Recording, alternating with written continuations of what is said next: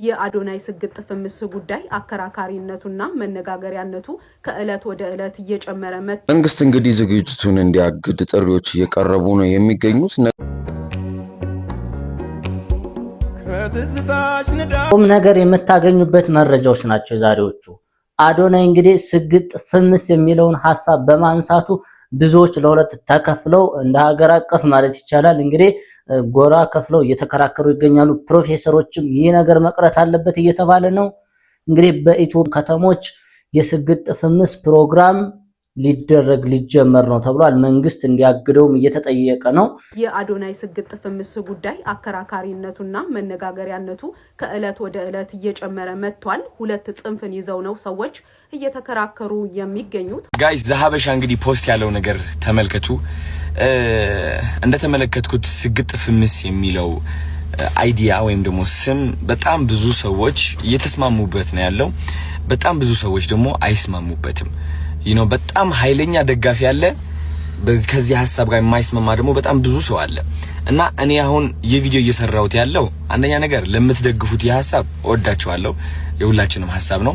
ለማትደግፉት ሰዎች ደግሞ መጀመሪያ በምን ማስረዳት ፈልጋለሁ መሰላችሁ?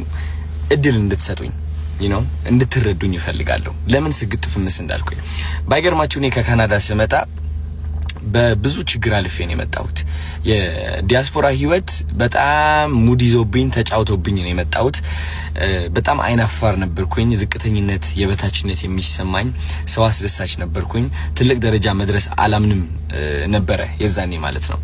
ወደ ኢትዮጵያ ስመጣ እንግዲህ ከህቴ ጋር ነው ያረፍኩት which is ምንጣፏ ላይ ማለት ነው። እሷ አልጋዬ ልስጥህ እባክህ እያለችኝ ግን ምንጣፏ ላይ ነው ያረፍኩት።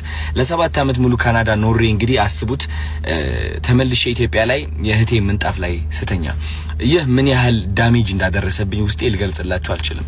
እና ቁጭ ያሰብኩትና እኔ ለምንድን ነው የምሰቃየውልኝ? ለምንድን ነው ህይወቴ ወደምፈልገው አቅጣጫ የማይሄድልኝ? ለምንድን ነው የምፈራው? ለምንድን ነው የማፍረው? ለምንድን ነው የምደበቀው? ለምንድን ነው ወደ ምፈልግበት ደረጃ በቀጥ ብዬ የማልሄደው የሚል ጥያቄ አይምሮዬ ላይ ሁሌም ጉብ ማለት ጀመረ። ቢካዝ ሁሌም እንዲሳካልኝ ሞክራለሁ፣ እነሳለሁ፣ ግን ወድቃለሁ፣ እፈራለሁ፣ እሸሻለሁ፣ እደበቃለሁ። ገባችሁ አይደል? እና እነዚህ ሁሉ ጥያቄዎች ራሴን ስጠይቅ ያገኘሁት መልስ ምንድነው? አንደኛ ውስጤ ላይ የተቀበረ የበታችነት ስሜት እንዳለ ነው። ውስጤ ላይ የተቀበረ እሺ ባይነት አለ። በቃ ሁሌ መስማማት በምፈልገው በማልፈልገው ነገር ሰውን ለማስደሰት ፍቅር ፍለጋ ራሴን ፍቅር መስጠት አልችልም ነበር። ገባችሁ? ከዛ ደግሞ ምንድነው ፈሪ ነበርኩኝ። የምፈራው ደግሞ ማለት ነው ማንን ነው? የሰው አይን ነው which is እኔ ለራሴ ስቆም ሰው ካየኝ ቢነቅፉኝስ፣ ቢተርቡኝስ፣ አትችልም ቢሉኝስ፣ ያ ውስጤ ላይ የተቀበረው በራስ አለመተማመን ቢያዩብኝስ የሚል ፍርሃትም ነበረ። ከነዚህ ሁሉ ፍርሃቶች ለማለፍ እድሜ ልኬ ሞክሬያለሁ። ካናዳ ያለው ሞክሬያለሁ። እኔ ቢያልሄድኩበት መንገድ የለም። በጣም ብዙ ነገር ሞክሬያለሁ። ግን በመጨረሻ አይ ቲንክ እግዚአብሔር ልቤ ውስጥ ያስቀመጠልኝ ቃል ብትኖር ሰግጥ የሚለው ቃል ነው። እኔ ማርያምን ነው የምላችሁ።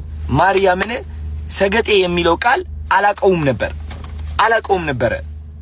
በማርያም ስም እየማልኩኝ ነው ያለሁት። አላቀው አንብቤው አላቀም።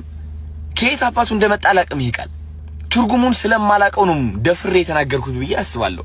ግን ሰገጤ የሚለው ቃል ልቤ ላይ አረፈ። ከዛ ሰግጥ ብዬ ቪዲዮ ለቀቅኩኝ። ይህ ቃል ምን ያህል ኃይል እንዳለው አላወቅኩኝም። ምን ያህል ሰው እኔ አሁን እግዚአብሔርና ምኜ ገደል ውስጥ ብገባ ይሻላል እውነት ለመናገር ታሪቼ ተመሳሳይ ቦታ ላይ ከምኖር ፍርሃት አያቆመኝም። ከፍርሃት በላይ እምነትን እመርጣለሁ። ምን እንጂ አትፍራ የሚለው ነገር ወይ ትፈራለህ ታቆማለህ ወይም ደግሞ አምነህ ትቀጥላለህ ነው። መንግስት እንግዲህ ዝግጅቱን እንዲያግድ ጥሪዎች እየቀረቡ ነው የሚገኙት። ነገር ግን አዶናይ ሰግጥ ፍምስ ሲል ምን ማለት ብዙ ሚዲያዎችም እየዘገቡት ነው። መንግስት ሊያቆመው ይገባል እየተባለ ነው። ምን አይነት ተጽዕኖ እንደፈጠረ እኔ ራሱ እየገረመኝ ነው። በፌደራል ሌቭል በቃ እንደዚህ አይነት ተሰምቶ ማቆም አለበት እያሉ ባለስልጣናት ዶክተር ፕሮፌሰር ሐሳብ እየሰጠበት ነው።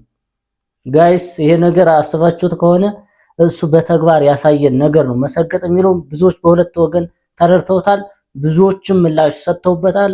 እንግዲህ እናንተም የምትረዳችሁትን ነገር ሐሳባችሁን ትሰጡበታላችሁ። ላስደምጣችሁ። ሰግጥ አሁን ለምሳሌ በቃ ቸክሎ መስራት ማለት ነው። ቸክለሽ አሁን ዩኒቨርሲቲ ይሄ ቸካይ ነው ይባላል። ሰግጥ እንደማለት ጠንክረሽ አውትሻይን መሆን ማለት ነው። ከዚህ ውጭ ሌላ የምታረጉሚው ነገር የለም። ድምፁ እንኳን አምር ሰግጥ አሁን ይሄ ሰግጥ ፈምስ ምናምን የሚለው ብዙዎች አሁን እየተነተኑት ነው። ትንታኔ አያስፈልገውም። ሰግጥ ፍምስ በሚል እንግዲህ ኢቨንት ሊዘጋጅ መሆኑ የተለያዩ መረጃዎች እያሳዩ ይገኛሉ። በዚህ ጋዜጣዊ መግለጫም ላይ የተለያዩ ክልል ከተማዎች ላይ እየተዘዋወሩ እንደሚሰሩና አዶናይንም ከተለያዩ ሰዎች ጋር እንደሚያገናኙ ዛሬ በሰጡት ጋዜጣዊ መግለጫ ላይ አስታውቀዋል። በዚህ ጋዜጣዊ መግለጫም ላይ እንግዲህ አርቲስት ሰራዊት ፍቅሬ መገኘቱ ደግሞ ብዙዎችን እያነጋገረ ይገኛል። እናንተም ስለዚህ ጉዳይ ምን ትላላችሁ? ሀሳባችሁን ኮሜንት ላይ ስግጥ እያላችሁ አስቀምጡልኝ። እንግዲህ አብዛኞቹ ደጋፊ ናቸው እንዳሰማዋቸው። እንግዲህ ስግጥ ፍምስ ምንድነው የሚለውን እንግዲህ በሀገር አቀፍ ደረጃ ይጀመራል ተብሏል። መንግስት እንዲያቆመው እንዲያግደው እየተደረገ ነው። ብዙዎች የተረዱበት መንገድ ደግሞ በኔጌቲቭ ወይም አለ በፖዚቲቭም አለ። እዚህ ግማሾቹ የተለዩት ካሁን ከሰጠዋቸው ሐሳብ ከተናገሩት ተቃራኒ ሆነ ደግሞ የሚናገሩም አሉ። አድምጠን እንመለስ። ስግጥ ፍምስ በርጣኞስ የሚባል እንኳን አንተ ስግጥ ፍምስ ሳትል ጀምሮ ትውልድን እየገደለ ወደ ባዕድ አምልኮ ሰይጣን ጋር ሕፃናት መኖር እንደሚችል ከቅዱስ መንፈስ ተለይተው አውሬ በሚመስል ዴብልስ አገዛዝ እኔ በገባኝ ረቂቅ መንገድ የአውሮፓውያን ተከፍሎት ነው አልልም፣ ራሱ ፈጥሮት ነው አልልም። እግዚአብሔር የመቅሰፍት ጊዜ አድርጎብን ልኮት የሚሆን የምለው የበርጣኞስን ፔጅ ነው። አሁን መጨረሻ ላይ ያመጣው ትሬንድ ስለሚያሳስበኝ ለወንድ ልጆቻችን ስጋት ስለሆነ የወንድ ልጆቹን ጓደኛዬ ሊያጠና ብሎ የሱ ኩያ ያልሆነ ጓደኛ የአጋንንታዊ ምስል ሜካፕ የተሰራ እዛ ላይ እጁን እየሳመ የህፃኑ ልጅ አሪፍ ምሽት እናመሻለን እያለ አሪፍ ምሽት እናመሻለን። አባቴ አንተ ገባህ አልገባህ ስለ ማህበረሰቡ የለም። እኔ በገባይ ልክ እነግርሃለሁ፣ እኔ በገባይ ልክ እታገላለሁ። እንዳሳየው አንደኛው ፎቶ ተማሪዎች መምህር በሚያስተምርባቸው ጊዜ ሞባይሉን አውጦ ቻት እያደረገ ምናምን ዩቲዩብ እያየ ነው ትውልድ እየተማረ የስግጥ ፍምስን ውጤት እንድታየው ብዬ ነው። እዚህ ጋር ደግሞ በስፖርት ቻሌንጅ እነዳዋ ጋር ከነ ምናምን ጋር እነ ጊዜ ጋር የሚፈካከር ልጅ ወደ ጋሞዩን ደቡብ ያለ ልጅ ሚስኪን ልጅ የድሃ ልጅ የሴት ልብስ ለብሶ እያንቋለጠልህ ነው። አየሁ ስግጥ ፍምስ ውጤቱ እንደሰማችሁት ተቃራኒ ነው። ማስግጥ ፍምስን የተረዳበት አንግል እንግዲህ ሁሉም እንደየራሱ ነው የሚተረጉመውና በእንደዚህ አይነት ተረድቶታል ማለት ነው። ዮናስ ሞህ ብዙዎቻችሁ የምታውቁት በጣም ጥሩ ነገሮችን ሞቲቬሽናልም ጠቃሚ ነገሮችን በመናገር የሚታወቀው መገገም ብሎ ተርጉሞታል እሱና ምን ማለት እንደሆነ እንዴት ማድረግ እንዳለብን የሚጠቅም መልእክት ነው። እሱን እናድምጠው።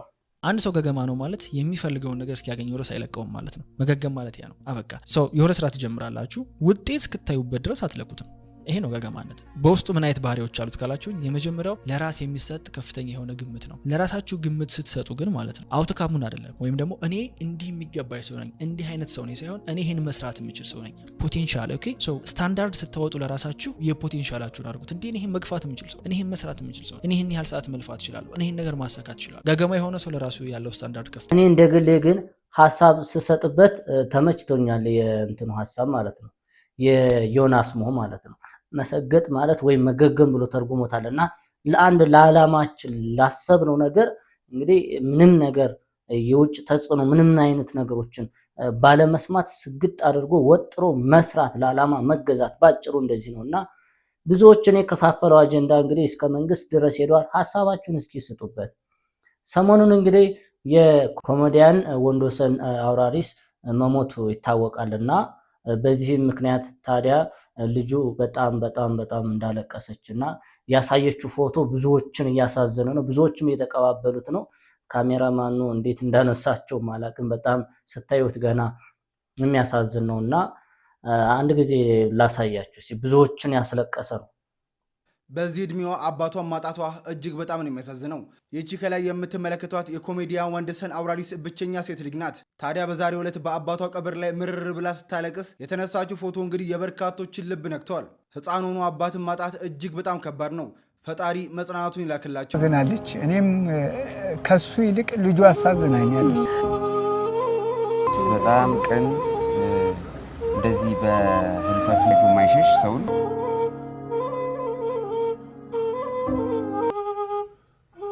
እንዳያችሁት በእውነት በጣም የሚያሳዝን ነው። ብዙዎችንም አሳዝኗል። በጣም እንግዲህ ነፍሱን በአጸደ ገነት ያኖርልን ነው የምንለው። በቀጣይ ማሳያችሁ እንግዲህ ኢቢኤስ ላይ የምትሰራው አርቲስት ሉላ ገዙ ብዙዎች የምታውቋት እንግዲህ አዲስ ያልተለመደ ንግግርን አድርጋለች። ብዙዎች መነጋገር ያደርገውታልና እስቲ ሐሳቡን ሰምተን ሐሳብ እንሰጥበታለን። የኢቢኤስ ቴሌቪዥን አስተዋዋቂ ሉላ ገዙ ጠንካራ መስሎ የሚታዩ ሰዎች እንኳን ውስጣዊ ስብራትና የድጋፍ ፍላጎት እንዳለባቸው ገልጻለች። በሰጠችው ስሜታዊ አስተያየት አንዳንዴ በጣም ብቸኝነት እንደሚሰማትና ይህም ሲሆን መታቀፍ እንደምትፈልግ ተናግራለች። ሁለት ልጆቿን በብቸኝነት እንደምታሳድግ የገለጸችው ሉላ ገዙ በባህሪዋ ቶሎ የሚከፋት ሰው አለመሆኗንና የሚችለውን መጨረሻ ድረስ ሄጄ የምታገል በመሆኔ ሰዎች አይረዱኝም ስትል ትናገራለች። በቤተሰቧ የመጀመሪያ ሴት ልጅ በመሆኗ ኃላፊነት እንደሚሰማት የገለጸችው ሉላ አንዳንድ ጊዜ እሸከምና የሆነ ሰዓት ላይ ያቅተኛል፣ በዛ ሰዓት መታቀፍ ነው የምፈልገው ማንም ምንም ሳይለኝ በማለት የሰዎችን ስሜታዊ ድጋፍ በመጨረሻም እንግዲህ ባለቤቱን ዶሮ ስሪልኝ ብዬ አልሰራሽልኝም ብሎ በሚያሳዝን ሁኔታ እንግዲህ በጥይት ገድሏታል። በፍርድ ላይም ተፈርዶበታል 19 ዓመት ምናምንና እሱ ዜናውን ሰምተን እንመለስ። በሰሜን ሸዋ ዶሮ ወጥ አልሰራሽልኝም በማለት ባለቤታቸውን የገደሉት ጉዳይ እጅግ አሳዛኝ አድርጎታል። የሰሜን ሸዋ ዞን 01 ቀበሌ ነዋሪ የሆኑት የ75 ዓመት አቶ ቦጋለ ኃይሉ ከገበያ አንድ ዶሮ ገዝተው ምሽት 11 ሰዓት ላይ ባለቤታቸውን ወይዘሮ አባይቱ ከበደን ዶሮ አምሮኛል ስሪልኝ የሚል ትዕዛዝ ሰጥተው ነበረ። ሚስታቸውም ዶሮ እኮ ሲሰራ ብዙ ግብዓቶች ይፈልጋል፣ ያንን ሳታሟላ ዶሮ አምሮኛል ስሪልኝ አይባልም በማለት ሲመልሱ በመካከላቸው አለመግባባት ተፈጥሮ በተሰማው ጩኸትም ጎረቤት መሃል ገብቶ ያገላግላል። አቶ ቦጋለ ኃይሉ ከቤት በመውጣት መጠጥ ቀማምሶ ከአንድ ሰዓት በኋላ ሲመለሱ ዶሮ ሳይሰራ ስለጠበቃቸው በንዴት ወተት እያለቡ ያሉትን ባለቤታቸውን አባይቱ ከበደን አከታትለው በ3 ጥይት በመምታት ፍታል ጤና ጣቢያ ቢወሰዱም ሕይወታቸው ማለፉ ተነግሯል። ድርጊቱን ከፈጸሙ በኋላ አቶ ቦጋለ ሊያመልጡ ሲሞክሩ በጸጥታ አካላት በቁጥጥር ስር ውለው በተመሰረተባቸው ክስ 19 ዓመት ተፈርዶባቸዋል። አሳዛኝ ነገር ነው፣ ብዙዎችንም ያሳዘነ ነው። እንግዲህ ለዛሬ የነበረን አጠር ያለ ቪዲዮ ነው። ቁም ነገር ታገኙበታላችሁ ብዬ ነው። በተለይ ስግጥ ፍምስ የሚለውን ሐሳብ እንዴት ተረዳችሁስ? እንዴትስ ለመጀመር አስባችኋል ወይስ ሐሳቡን ውድቅ አድርጋችኋል የሚለውን ሐሳባችሁን ጻፉልኝ ኮሜንት ላይ። በቀጣይ ቪዲዮ እስከምንገናኝ ሰብስክራይብ ያደረጋችሁ እንዲሁም በሌላ ቪዲዮ እንገናኛለን ማለት ነው። ጋዜጠኛዋ ሴኔ መልካም ጊዜ